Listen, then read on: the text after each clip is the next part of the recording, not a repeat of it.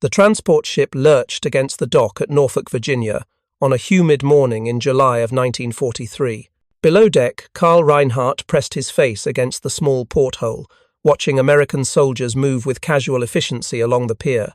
He turned to his fellow prisoners, men who had been captured during the North African campaign, and smirked with the confidence of ideology still intact. "Look at them," Reinhardt muttered in German, his voice dripping with contempt. "Soft. Undisciplined. This will be easier than we thought."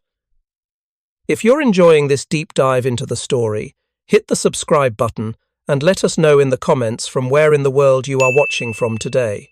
The men around him nodded in agreement.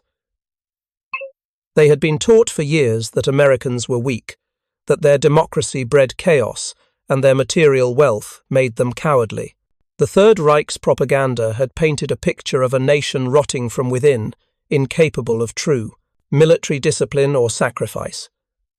These prisoners expected labor camps, harsh conditions, perhaps cruelty.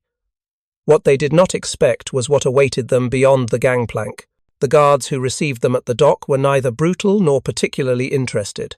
They processed paperwork with bureaucratic indifference, assigned numbers, and loaded the prisoners onto trucks with the same casual attitude one might use for moving furniture. No beatings, no shouted threats. Just forms, stamps, and directions given in a tone that suggested this was merely another day's work. Reinhardt exchanged confused glances with his comrades. Where was the righteous fury? Where were the revenge-seeking Americans they had been warned about? The convoy rolled westward through Virginia countryside, past farmland that showed no signs of war. Houses stood intact, children played in yards, and shops displayed goods behind clean windows. The prisoners pressed against the truck's canvas sides, staring in disbelief. In Europe, the war had carved scars into every landscape. Here, it seemed almost theoretical, something happening far away that required newspapers to make real. Camp Picket sprawled across thousands of acres of former farmland, a temporary city of wooden barracks and administrative buildings surrounded by double fences and guard towers. As the trucks passed through the gates, Reinhardt steeled himself for what he assumed would be degradation and deprivation. He had heard stories from comrades captured earlier in the war, vague warnings about American prison camps, though the details had been suspiciously absent. The processing center was unlike anything he had imagined. Clean. Organized. Almost sterile in its efficiency. Prisoners were photographed, given medical examinations by doctors who actually seemed concerned about their health, and issued uniforms that, while marked with PW stencils, were sturdy and clean. The whole operation moved with mechanical precision, but without malice. An American sergeant, speaking passable German, explained the camp rules in a tone that suggested he was lecturing school children rather than enemy soldiers. "You will work. You will be paid. You will follow orders. Do these things, and your time here will pass without incident." Paid. The word ricocheted through the assembled prisoners. They would be paid for their labor? In Germany, forced laborers received nothing but survival rations and the privilege of staying alive. What kind of warfare was this? The barracks, when they finally saw them, deepened the confusion. Each building housed perhaps 40 men in bunks that had mattresses, actual mattresses, not straw pallets or bare boards. Sheets and blankets were provided. Windows had screens to keep out insects. The floors were wooden, elevated off the ground, keeping the space dry and relatively clean. Reinhardt sat on his assigned bunk and tested the mattress with his hand. It gave slightly under pressure, stuffed, with something other than straw. He had slept on worse in Wehrmacht barracks back in Germany. This was supposed to be punishment? The first indication that everything they believed might be wrong came at dinner. The prisoners were marched to a mess hall, a long wooden building with rows of tables and benches. The smell hit them before they entered. Real food being cooked, meat and bread and vegetables, not the thin soups and sawdust-laced loaves they had grown accustomed to in the final years of the Reich. They filed through a line, each man receiving a tray. Then the servers began loading food onto those trays. A piece of meat, actual meat, perhaps 4 ounces of pork, mashed potatoes with gravy, green beans, bread, white bread, soft and fresh. An apple, coffee, real coffee, dark and aromatic. The prisoners stared at their trays in stunned silence. This was more food than many of them had seen in a single meal for years. In Germany, by 1943, rations had been cut repeatedly. Meat was a memory for most civilians. Bread was stretched with substitutes. Coffee came from acorns or chicory root. Reinhardt looked at his tray and then at the faces of his fellow prisoners. The mockery, the confidence, the certainty of American weakness, all of it wavered in the face of this simple abundance. If this was how America treated its enemies, what did that say about everything they had been told? One prisoner, a young soldier from Hamburg named Otto Fischer, whispered what many were thinking. This must be propaganda. They are fattening us for something. But the something never came. Dinner that first night was not an aberration. It was standard. 3 meals per day, every day, with portions that would have been generous even in peacetime Germany. Breakfast brought eggs, sometimes fried, sometimes scrambled, with bacon or sausage, toast with real butter, and that impossible coffee that smelled like memories of a world before war. Lunch was substantial. Sandwiches made with actual meat and cheese, soup that had body and flavour, fruit that was fresh rather than canned or dried. And dinner repeated the abundance of that first shocking meal with variations. Chicken one night, beef the next, pork after that, always accompanied by vegetables and bread and desserts that seemed almost obscene in their sweetness. The numbers, when prisoners with mathematical minds began calculating, were staggering. The United States, they learned through whispered conversations and overheard guards, was producing food at levels that defied comprehension. American agriculture, mechanized and vast, generated surpluses, even during wartime, that exceeded Germany's total production in years of peace. By 1944, the United States produced over 300 million tons of grain annually. Germany, with its smaller land area and war-disrupted farming, struggled to produce half that amount. An American soldier's daily ration exceeded 4,000 calories. A German soldier, if he was lucky, received 2,500, and here enemy prisoners were eating better than Wehrmacht troops at the front. Reinhardt found himself gaining weight for the first time since the war began. His uniform, which had hung loose when he arrived, began fitting properly. The hollow look that had marked so many faces in North Africa filled out with proper nutrition. Men who had forgotten what it felt like to be truly full rediscovered the sensation 3 times daily. The psychological impact was insidious. It was hard to maintain ideological superiority when your captors fed you better than your own country had. It was difficult to believe in the inevitable victory of the Reich when America could afford to waste such abundance on prisoners while Germany's civilians scraped by on rations that barely sustained life. Otto Fischer, the young soldier from Hamburg, received a letter from his mother in September of 1943. She wrote, carefully, knowing censors would read her words, but the message came through clearly enough. Food rations had been cut again. The family was eating turnips and potatoes, stretching meals with whatever they could find. His younger siblings were always hungry. Could he send anything through the Red Cross? Fischer stared at the letter, then at his dinner tray loaded with food he couldn't finish. The irony was crushing. He, a prisoner of war, ate like a king while his family starved in the fatherland. What kind of war produced such inversions?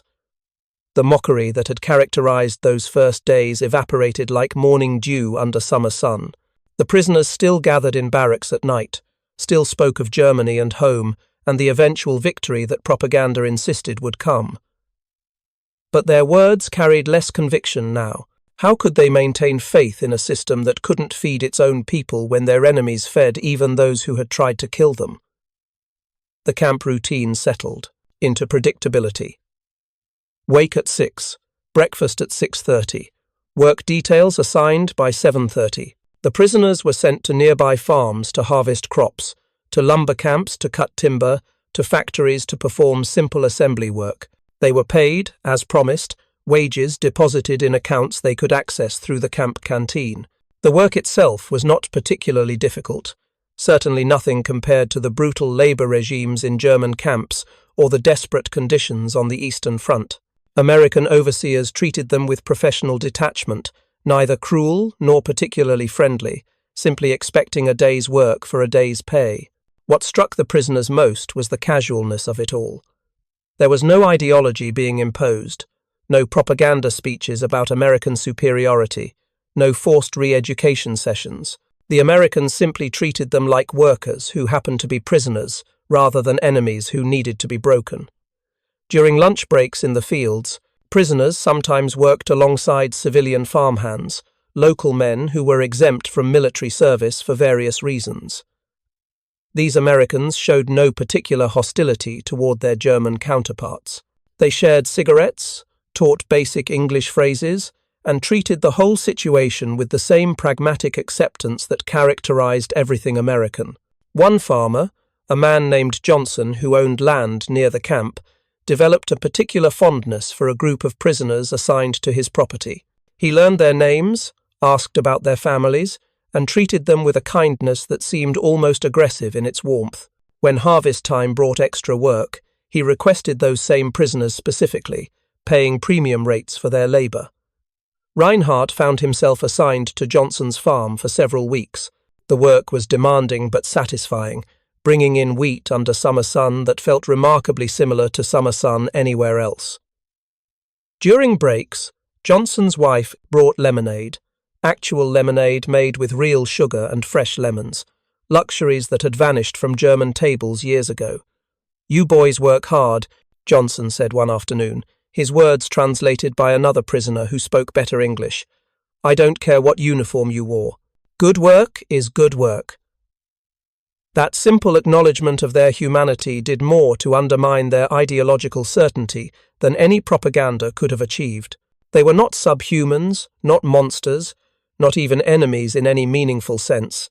They were just men doing work, and that work had value regardless of their national origin. The canteen became another source of cognitive dissonance. Prisoners could use their accumulated wages to purchase items from a store stocked with goods that seemed to come from another world.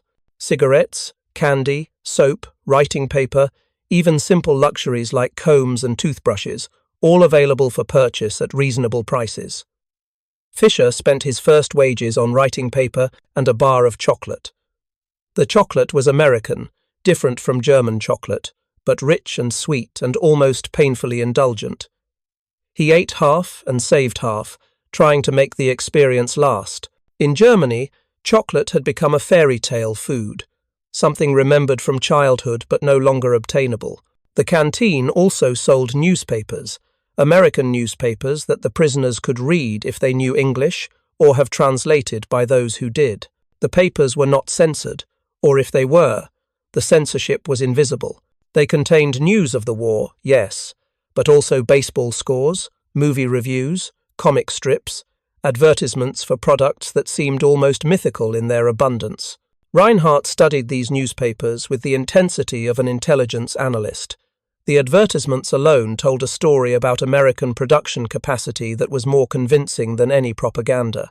Companies advertised automobiles, refrigerators, radios, washing machines, all consumer goods that Germany had stopped producing years ago to focus on weapons. If America could still manufacture consumer goods while fighting a two-front war, what did that say about its industrial capacity? If American newspapers could waste pages on comic strips and sports scores during wartime, what did that say about its paper production and distribution networks? The prisoners began to understand that they were not just physically detained. They were imprisoned within a demonstration of American abundance that challenged every assumption they had carried from the Reich. The 3 meals daily were not cruelty disguised as kindness. They were simply standard procedure, the baseline of how America treated even its enemies. And this was only the beginning. If food alone could shake their certainty, what would happen when they discovered the other amenities that awaited them in America's sprawling network of prisoner camps? What would they make of the entertainment, the education, the freedoms that, seemed to contradict everything they understood about warfare and captivity. The questions gnawed at them during quiet moments, in the spaces between work and meals and sleep. They had arrived expecting vindication, proof of American weakness and German superiority. Instead, they found themselves confronting a nation so wealthy, so productive, so casually confident that it could afford to feed its enemies better than Germany fed its heroes. If you find this story engaging, please take a moment to subscribe and enable notifications. It helps us continue producing in-depth content like this. By October of 1943, the mockery had transformed into something more dangerous: doubt. The prisoners at Camp Pickett had settled into routines that felt less like captivity and more like an alternate existence, one where the rules they had learned in the Reich no longer applied. And nowhere was this more apparent than on Saturday nights, when the camp's recreation hall opened its doors to reveal amenities that defied every expectation of prison life. The first time Reinhardt entered the recreation hall for movie night, he stopped in the doorway, causing a traffic jam of prisoners behind him. The space had been transformed. Rows of wooden benches faced a white screen stretched across the far wall. A projector sat on a platform in the back, its reels already loaded, and most impossibly, the room smelled of popcorn. "They're showing us films?" Fisher whispered beside him, his voice carrying the same disbelief that rippled through the crowd. Not just any films. Hollywood productions, the same movies that American civilians paid to see in theaters across the country. The first feature was a western all wide-open spaces and cowboys and shootouts that followed predictable patterns. The prisoners watched in stunned silence, not because the film was particularly good, but because it existed at all in this context. In Germany, entertainment had become a rationed commodity like everything else. Cinemas showed propaganda films or the occasional pre-war classic, but selection was limited and controlled.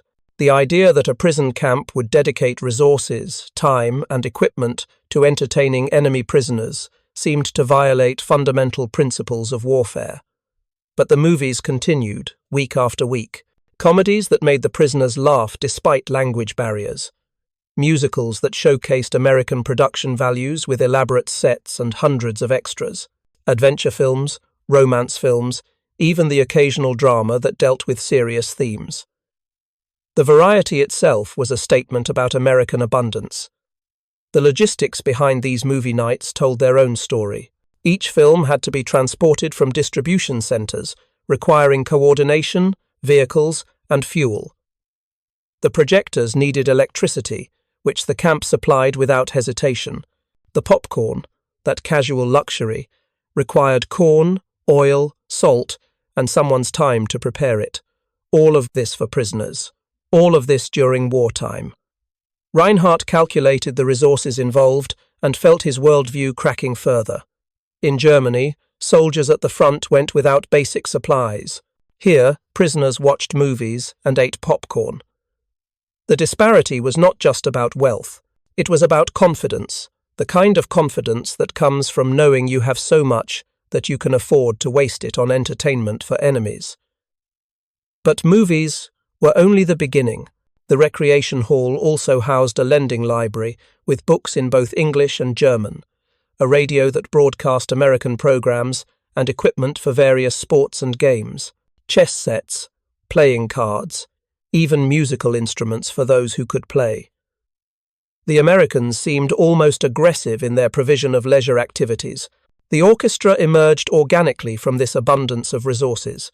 A prisoner named Werner Hoffmann, who had been a violinist in Berlin before the war, discovered instruments available through the camp's recreation office. A violin, somewhat battered but functional. He requested it, filled out a form, and received permission to practice in the recreation hall during designated hours. Other musicians followed. A cellist from Munich, a pianist who had studied at a conservatory before being conscripted, a trumpet player, a drummer. Within weeks, they had assembled something resembling an orchestra. 10 men who played music that transcended national boundaries and reminded them of lives lived before uniforms, and ideology consumed everything. The camp commander, a colonel named Patterson, who ran the facility with bureaucratic efficiency rather than malice, encouraged the orchestra. He allocated practice time, arranged for sheet music to be obtained, even organized concerts where other prisoners could attend as audience. The first concert, held on a Sunday afternoon in November of 1943, drew nearly 2,000 prisoners. Hoffmann lifted his violin, and the first, notes of Beethoven's Fifth Symphony filled the recreation hall. The irony was not lost on anyone.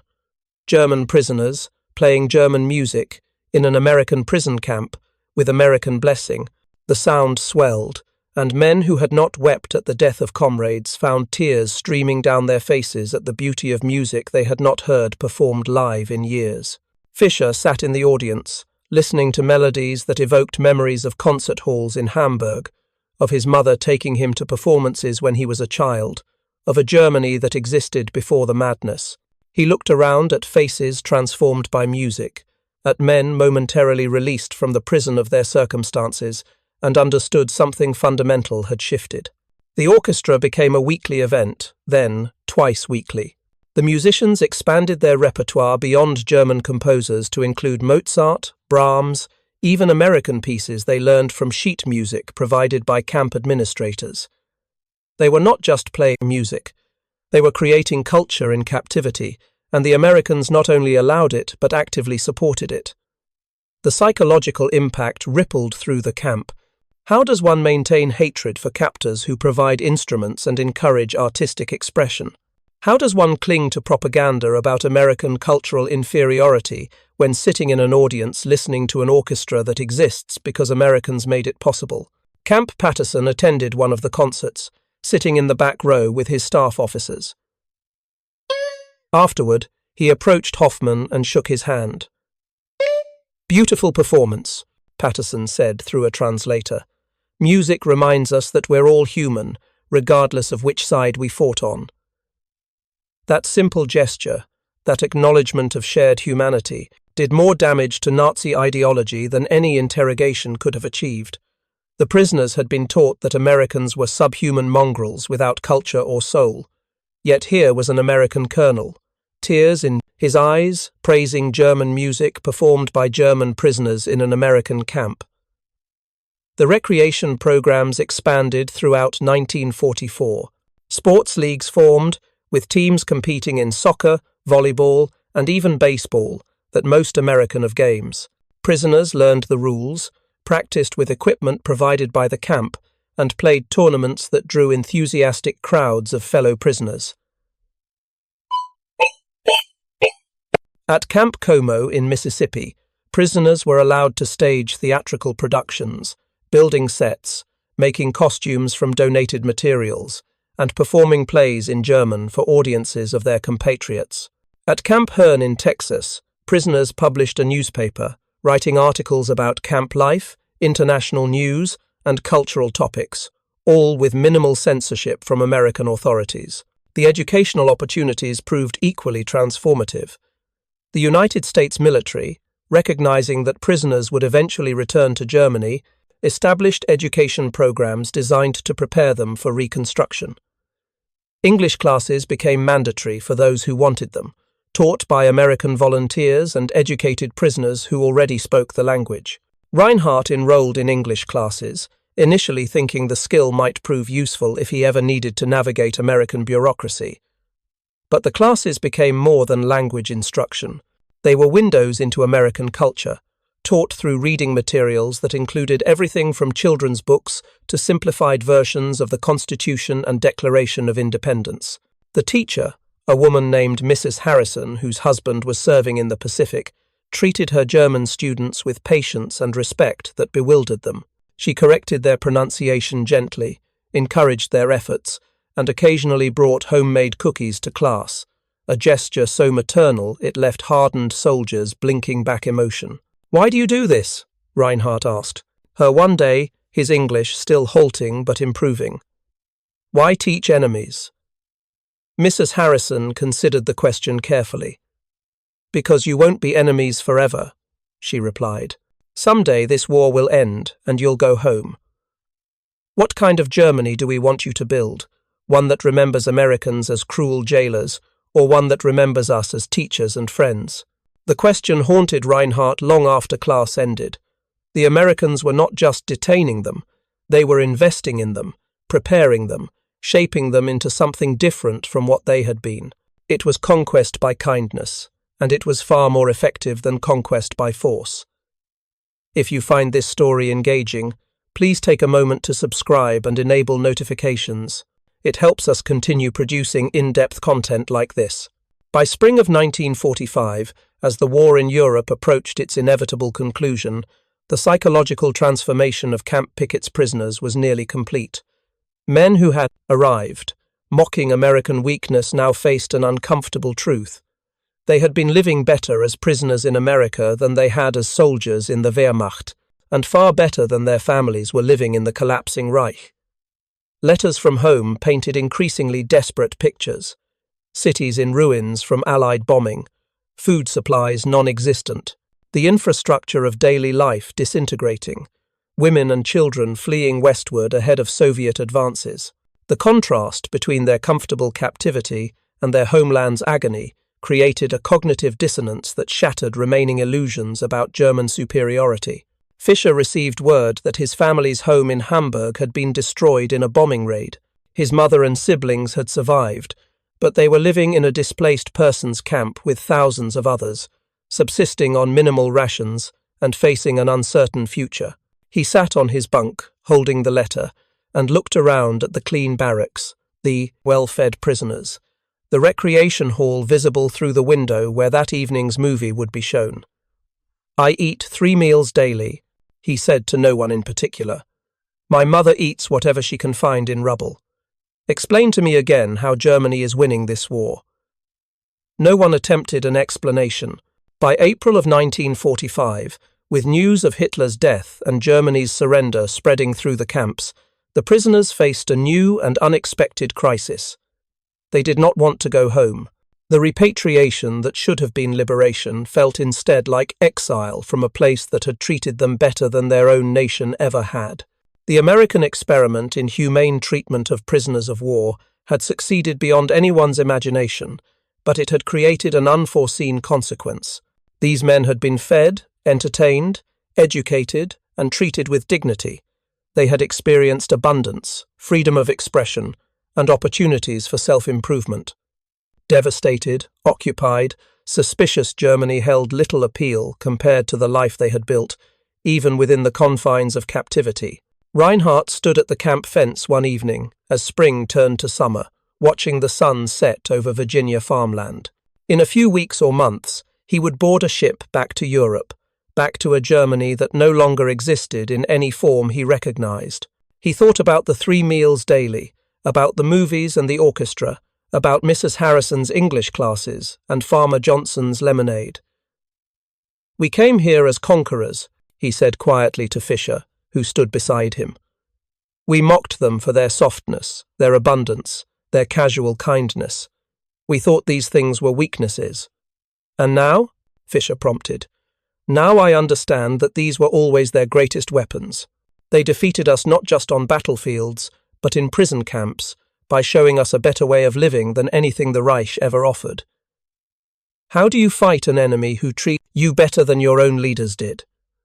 The question had no answer, only the slow realization that they had been conquered not by American cruelty, but by American generosity, not by deprivation, but by abundance, not by punishment, but by the simple dignity of 3 meals daily, movies on Saturday nights, and an orchestra that played Beethoven in a prisoner of war camp in Virginia. The camps began processing prisoners for repatriation in waves throughout late 1945 and into 1946. The process was efficient, bureaucratic, and tinged with an unexpected melancholy on both sides. American guards who had worked with the same prisoners for years shook hands and wished them well. Local civilians who had employed prisoner labourers offered addresses and invitations to return if circumstances ever permitted. The prisoners themselves faced departure with mixed emotions: relief at survival, anxiety about what awaited them in Germany, and a strange reluctance to leave a place that had been, despite its barbed wire and guard towers, oddly comfortable. Some prisoners had gained 20 or 30 pounds during their captivity. Others had learned trades or skills they could use in reconstruction. Almost all carried memories of treatment that contradicted everything they had been taught about their enemies. Camp Picket held a final concert before the first large group departed. The orchestra played a program that mixed German and American compositions, ending with a piece Werner Hoffmann had composed himself during captivity, a meditation on loss and unexpected grace that left the audience silent with emotion. Colonel Patterson addressed the assembled prisoners one last time. His words, translated into German, acknowledged the strange nature of their shared experience. "You came as enemies," he said. "You leave as men who have seen that our nations need not be eternal adversaries. What you do with this knowledge is up to you. Build a Germany that chooses peace. Build a Germany that rejects the ideology that led to this war. Build a Germany that we can welcome as a friend." The prisoners boarded trucks for the journey to ports, where ships waited to carry them across the Atlantic. They travelled through American countryside they had come to know during work details, past farms they had helped harvest, through towns where civilians waved at the passing convoys with gestures that seemed more farewell than good riddance. Reinhardt carried with him a single suitcase containing clothes, books he had read during captivity, and letters from Mrs. Harrison and Farmer Johnson with addresses, should he ever find himself able to return. He also carried something less tangible but more valuable, a complete reconfiguration of his understanding of power, strength, and civilization. The ships that carried them home were often the same vessels that had brought American troops to Europe, now repurposed for the return of prisoners. The journey took weeks, a time for reflection and conversation about what awaited them. Most prisoners had maintained contact with families through Red Cross letters, so they knew, in general terms, the devastation they would encounter. But knowing intellectually and experiencing directly were different things.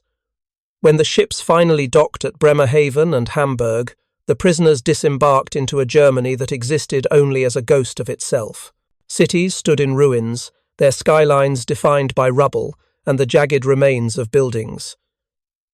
Infrastructure had collapsed, food was scarce. The occupation zones carved the country into sections controlled by former enemies, and everywhere, suspicion greeted returning prisoners of war. Fischer walked through Hamburg, looking for his family, navigating streets he remembered but no longer recognized. The destruction was total, comprehensive, beyond anything he had imagined from letters. He found his mother and siblings in a refugee camp on the city's outskirts, living in conditions that made Camp Picket seem like paradise by comparison. His mother, aged beyond her years by hardship, embraced him with trembling arms. "You survived?" she whispered. "Thank God you survived." "I was in America," Fischer said, and immediately felt the distance those words created. How could he explain to his starving family that he had been eating 3 meals daily? How could he describe movie nights and orchestra concerts when they had been dodging bombs and scavenging for food? The gap between his experience and theirs was unbridgeable. Reinhardt faced similar challenges, reuniting with his wife and children in Munich. They had survived, but their home was gone, replaced by a pile of bricks and shattered memories. His wife looked at him, fed and healthy, and asked the question he had been dreading. What was it like in the American camp? He struggled to find words that would not sound like betrayal of everything she had endured. "They fed us," he said finally, inadequately. "They treated us like human beings." His wife's expression hardened. "While we starved, while our children learned to recognize the sound of incoming bombs, they fed you." There was no answer that would bridge that divide, no explanation that would justify the accident of his capture leading to better conditions than what his family had suffered. The guilt would stay with him, a permanent reminder of war's arbitrary cruelties and kindnesses. The repatriated prisoners struggled to reintegrate into German society. Those who had been in American camps faced suspicion from both occupation authorities and fellow Germans. Had they been brainwashed? Were they now American sympathizers? Could they be trusted? The very abundance that had sustained them in captivity now marked them as potentially corrupted. Yet they also carried skills and knowledge that proved valuable in reconstruction. Prisoners who had learned English in camp classes became interpreters and translators. Those who had worked in American factories or on mechanized farms brought knowledge of techniques that could help rebuild German industry and agriculture. The Americans, whether intentionally or not, had trained a generation of Germans who understood American methods and values. Some prisoners maintained correspondence with Americans they had met during captivity. Letters traveled across the Atlantic, carrying news of Reconstruction progress, family updates, and expressions of unlikely friendship. Mrs. Harrison wrote to Reinhardt for years, sending care packages when permitted and encouraging his efforts to rebuild his life. Farmer Johnson corresponded with several prisoners who had worked his land, offering advice on agricultural techniques and moral support during difficult times. The impact of the American prisoner experience rippled through post-war Germany in subtle but significant ways. Men who had experienced democratic governance in camp elections, who had seen Americans debate and criticize their own government without fear, who had lived under rule of law rather than arbitrary authority. These men carried democratic seeds that would take root in the Federal Republic's founding. By the early 1950s, as Germany began its economic miracle and political reconstruction, many former prisoners found themselves in positions where their American experience proved valuable. Some became English teachers, passing on skills learned from Mrs. Harrison and others like her. Some worked in businesses engaged in transatlantic trade, their linguistic and cultural knowledge making them valuable intermediaries. A few even emigrated to America legally, fulfilling dreams born in captivity.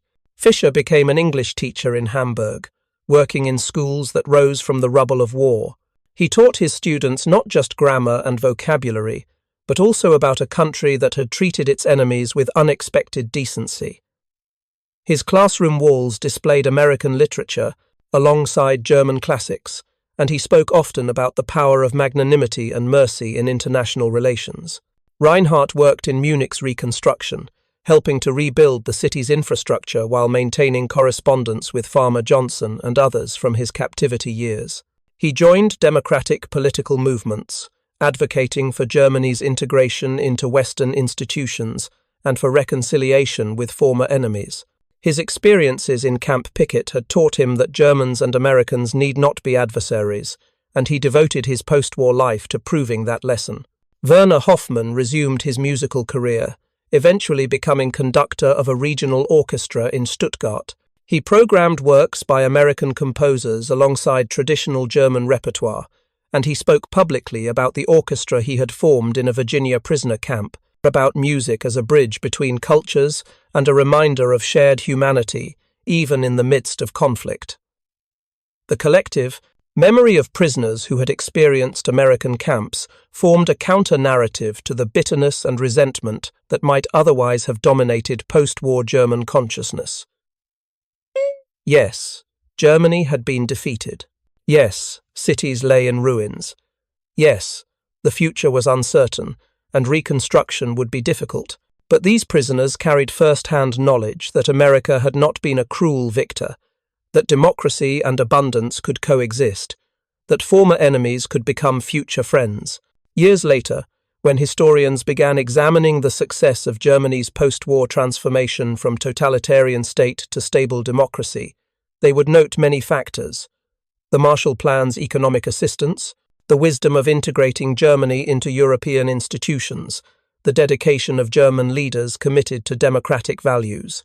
But they often overlooked one crucial element: the hundreds of thousands of German prisoners who had returned from American camps, carrying not just memories of defeat, also experiences of democratic governance, rule of law, and the possibility of redemption. The men who had mocked American camps, who had arrived expecting vindication of Nazi propaganda about American weakness, had instead discovered the power of 3 meals daily, of movies on Saturday nights, of orchestras playing Beethoven, of English classes taught by patient teachers, of farmers who shared lemonade with enemies.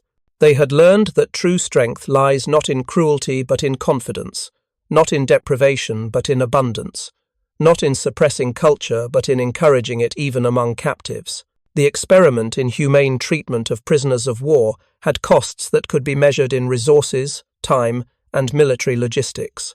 But it had returns that extended far beyond anything quantifiable, reshaping the consciousness of a generation and helping to lay foundations for a democratic Germany that would eventually become America's ally and partner. The investment in humanity had paid dividends in ways that bombs and battles never could. As decades passed and memories faded, the stories of prisoners who refused repatriation, of orchestras in camps, of movies and 3 meals daily, became part of a larger narrative about World War II's aftermath. The generation that experienced these things aged and eventually passed, taking with them direct memories of that strange time when enemies became something more complex than hatred allowed. But the legacy persisted in institutions, relationships, and the fundamental architecture of post-war transatlantic partnership. Every German student who studied English, every business relationship between German and American firms, every cultural exchange and diplomatic cooperation carried echoes of lessons learned in prisoner camps, where abundant food, entertainment, and human dignity had proven more powerful than any weapon. The final irony was that the Germans who had mocked American weakness had been right about one thing. America was indeed soft in certain ways. It was soft enough to see enemies as human beings. It was soft enough to invest in redemption rather than vengeance. It was soft enough to believe that 3 meals daily, movies, and orchestras might build bridges where bullets had only built walls. That softness, which Nazi ideology had taught them to despise, turned out to be America's greatest strength. It was the softness of earth that allows seeds to grow, the softness of generosity that disarms hatred, the softness of humanity that transcends ideology. And for the prisoners who experienced it, that softness was harder than steel, more enduring than concrete, more powerful than any weapon the Reich had ever forged. Thank you for watching. For more detailed historical breakdowns, check out the other videos on your screen now, and don't forget to subscribe.